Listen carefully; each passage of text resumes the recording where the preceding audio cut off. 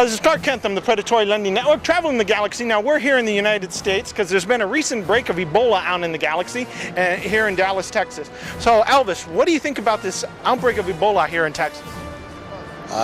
Last I heard, it was one person. Is it an outbreak or is it just one person? Well, right now it's one person, but there's possibly up to 100 people will be quarantined for this. What do you think about that? Well, if 100 people are quarantined, I mean, it sounds like it's pretty scary. Like I said, last I heard, it was just one person. But, you know, it sounds like they're doing the best they can. I know we need to keep this as safe as possible because it is scary to have that out there. It can be seriously devastating. We have to be very on the ball with this epidemic. It's going to get out of control if we don't keep an eye on it.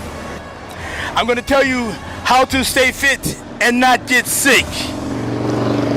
First of all, you must have plenty of ice water. You must drink juice. You must stay hydrated during this hot period of time. Now, Mr. Muscle says for you to work out as often as possible, as often as you like. Mr. Muscle tells you to stay in shape and always do the right thing. I'll tell you what, it's changing the whole meaning to a rumble in the jungle, because that's one fight nobody wants. Now, some people were worried that it could turn into a possible AIDS epidemic because it is transferred through bodily fluids. Do you think we'll have another several years like we did with the AIDS epidemic? Let's hope not. But they seem to be like catching on to what's going on with that virus. So there's a lot of eyes and ears on it right now, and let's hope that they stay on it. So you think this could possibly be another AIDS-type epidemic, which could affect the entire galaxy? It could actually be bigger, and that's kind of why they ordered over 100,000 hazmat suits to fly out to the jungle to start seriously tackling this disease, which is what they're saying we should have done like 6 months ago, maybe. That could very well be, but then again, it doesn't have to be either, because maybe those people aren't even infected. Maybe they didn't get a positive reaction. It's all good, you know.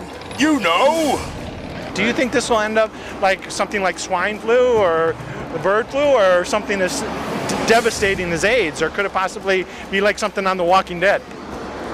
You know, I think it could be worse than AIDS.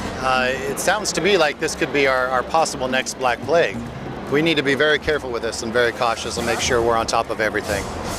So are we going to see like a possible Walking Dead situation where people have to arm themselves against walking zombies? Yeah, that's a good question. The Walking Dead, oh my God, be like the walking, spitting, puking fever dead. What is it, starve a cold and feed a fever, or feed a cold and kill a fever? I don't know which, but yeah, it could be seriously tough. Hopefully no one in LA comes down with it in the next week or two. If it does, then everybody's going to be walking on pins and needles. So I breathe my own air, I can't get it. Yeah, you got your fill. Now, this recent case is they think it could have affected possibly 100 people in Dallas, Texas area. What do you think about all the people in Texas? Should the entire state be quarantined, or who all should be quarantined? We're talking about airborne versus bodily fluids, and we were discussing off air that it could already be airborne. And if that's the case, they said someone predicted they envisioned 5 million people dying from it worldwide. And technically, viruses have a tendency to burn their way out after a while.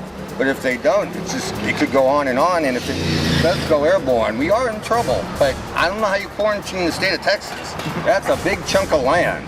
Now, I know back in the 20s when your movies were quite popular, you had polio, which is a big deal like that, and they eventually found a cure for polio. Do you think that we'll eventually find a cure for this? And what lessons can you bring from the polio scare to now? Well, as far as I know, they don't have a cure for it, and it's possible that they might and will find a cure, but then it's also very unlikely. So let's just hope that they do find a cure for it, so we don't end up dying from this horrible virus. What can we do to help the situation as normal people, or the everyday person? What can the everyday person do to keep themselves safe? Well, I mean, at this point, I mean, in America, it doesn't sound like it's really an outbreak yet. We all need to be safe, of course, especially working out here on Hollywood Boulevard. We meet people all around the world. I think as a country, we need to make sure we're careful on who's coming in and who's coming out for terrorist reasons also, not just Ebola. We need to be a little bit more careful on everything, make sure if people are sick that they're not flying, and if they have to fly, make sure they're checked out and that they are quarantined if they're sick, and make sure that they're getting the proper health care they need. I would say don't touch other people's bodily fluids. That'll zap you. So in closing, is there any last minute things you'd like to say? Yeah. Stop practicing on holding your breath and wearing a plastic bag.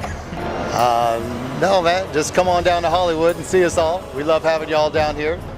We're all good right here, so come on down and have a good time in Hollywood, guys. Thank you very much. Pray. Eat your vegetables. Exercise. Pray. Pray a lot. And do the right thing. Drink plenty of water. And exercise. So in closing, this is Clark Kent from the Predatory Lending Network saying may the force be with you. Be the power.